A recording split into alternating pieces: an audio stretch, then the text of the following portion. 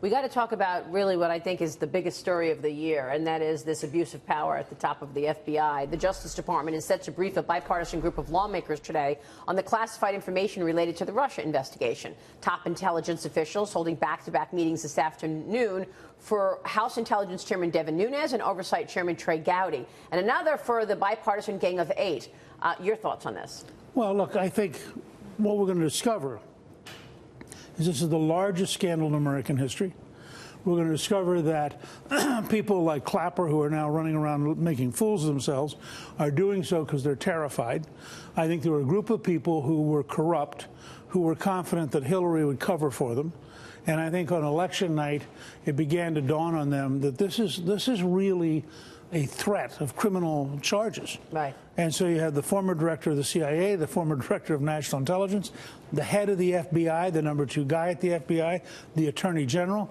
And presently people will figure out Valerie Jarrett and Barack Obama had to know about this. Right, exactly. And that's the op-ed that James wrote a couple of days ago. It's just going to keep growing. Questioning where was Obama in all of this. And what Devin Nunes is trying to do here is understand why an investigation into Trump and potential collusion with Russia started in the first place. He joined me back in April, and here's what he revealed, that there is absolutely no intelligence behind the FBI's decision to launch that investigation.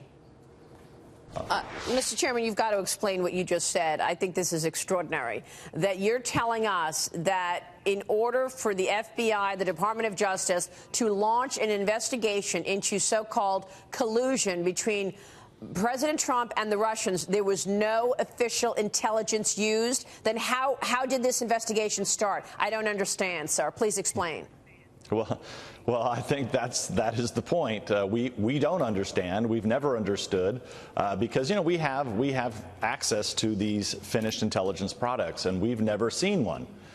So we thought, well, maybe there was one that went through a different channel that was kept really quiet, that was secret, that was kept from the Congress and other folks. Well, in fact, after our investigators reviewed this, that is not what happened. There was no Five Eyes intelligence product, as it's been reported.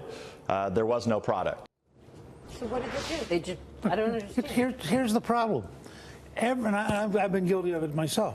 Everybody tries to understand this as though it's nonfiction. Right. And you try to make sense of it. If you thought of this as a novel, starting with cattle futures in 1979, the Clintons have always been corrupt. They have always gotten away with it. They remain corrupt.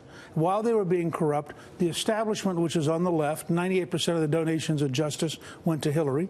The establishment covered for them. Then all of a sudden, the establishment was faced with this horrifying possibility: Donald J. Trump could become president.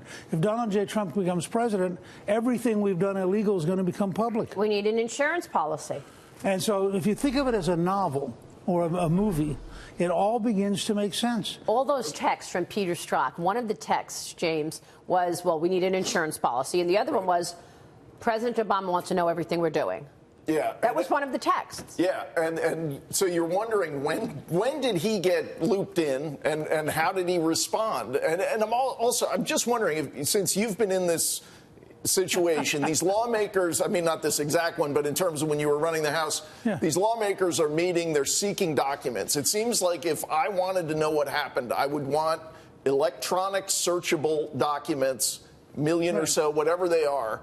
Is that something they might get today, or is there a reason they can't get that? What would you be looking for, asking for, if you're Gowdy or one of his colleagues going to this meeting? They want the electronic communications. You'd want all of it.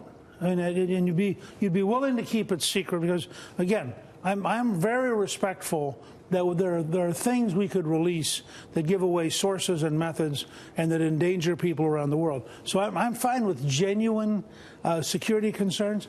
But every time we've done this now for the last 6 months, it turns out the real security concern is the security of the guys who are crooks.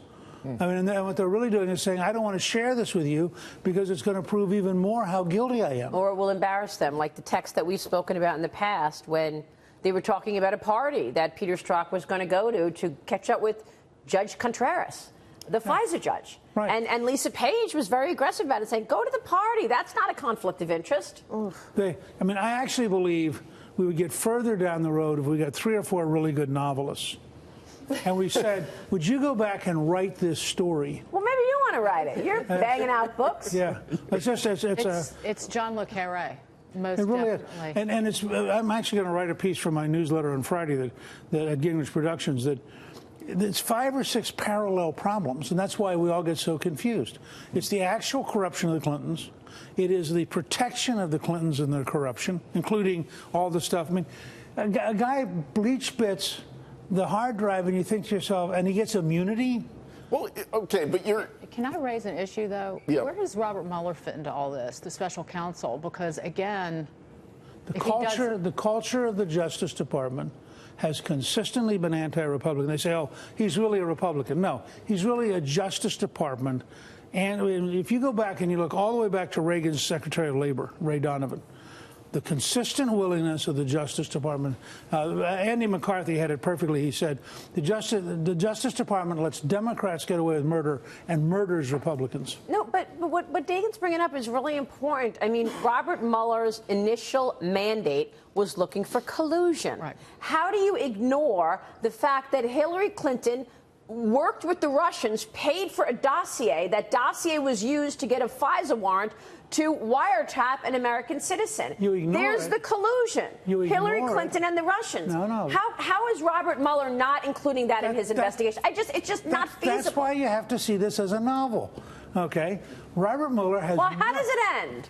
How does it end? Actually, America wins. The underlying power of the Constitution drives us to the truth. The truth reveals who the crooks are, and the crooks end up going to jail. It just takes 4 or 5 or 6 years. All right, we'll leave it there. Newt, always a pleasure to see you. Thank you so much. Congrats on the new book. Check it out, Newt Gingrich there.